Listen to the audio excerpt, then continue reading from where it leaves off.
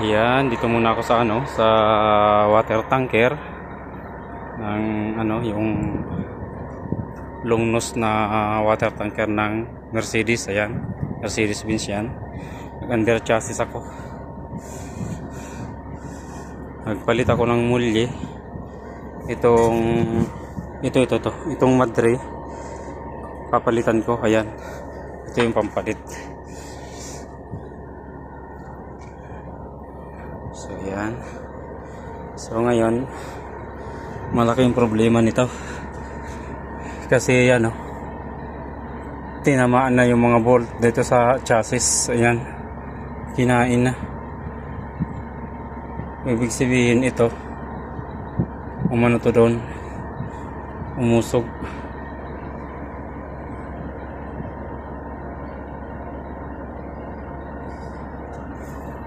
Duda kasi ako dito sa differential nito.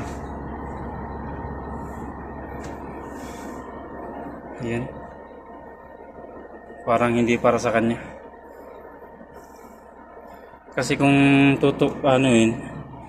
itong saka yung sa kabila, parehas lang ang gap niya. Pero bakit ganyan? Kumain yan. Doon sa kabila, ganun din yan. May kain din nata. Tignan ko. O, ganun din. May kain din. Yan, kumain din.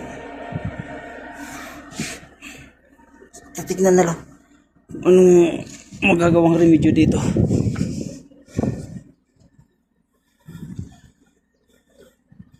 So, yan.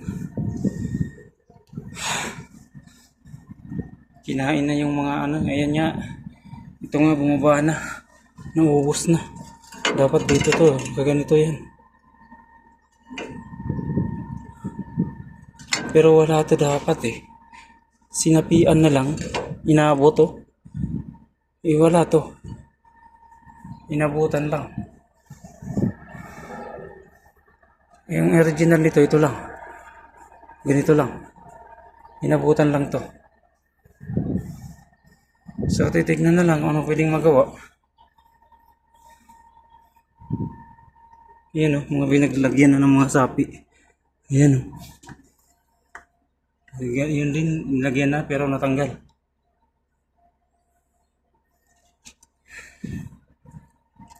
Kinating ko na lang yung U-bolt kasi hindi talaga natatanggal. Here. Tigas. So, yan.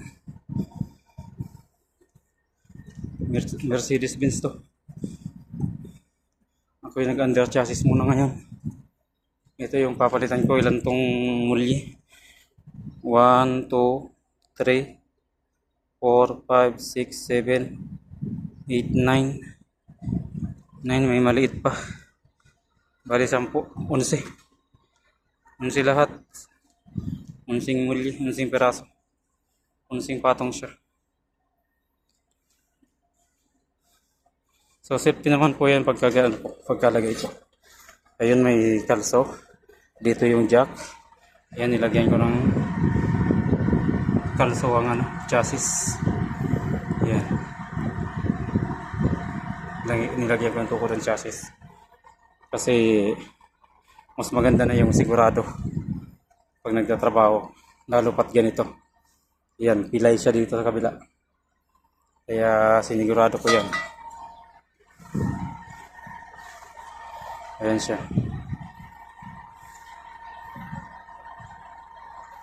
So, ayan. Kita nyo naman.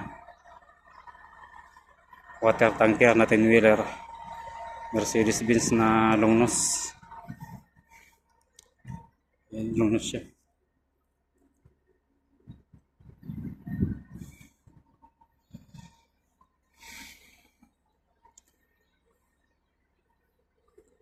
Ang rim nito ay yung napagtatatlo.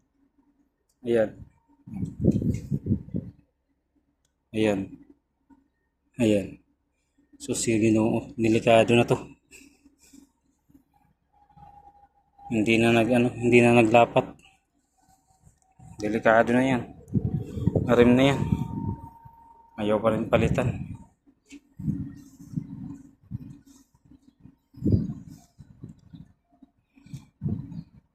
Ayan.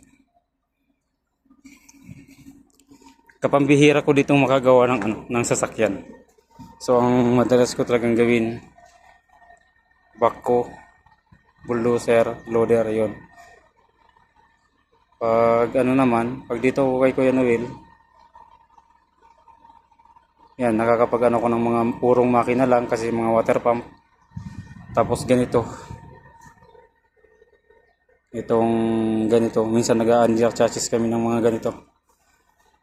Pag walang magawa, magtatanggap si Kuya Noel ng ganito. Gagawin namin yan, under chassis namin to. So, sige po mga lods, ito. Tatanggalin ko pa to. Anuhin ko kung anong mangyari pwedeng gawin dyan at matanggal ang tigas dito. Baka bagahin ko. Babada ng langis o ano para matanggal. Sige po mga lods, ingat kayo lagi. God bless. Salamat sa panonood. Salamat sa mga inyong mga suporta sa aking mga video.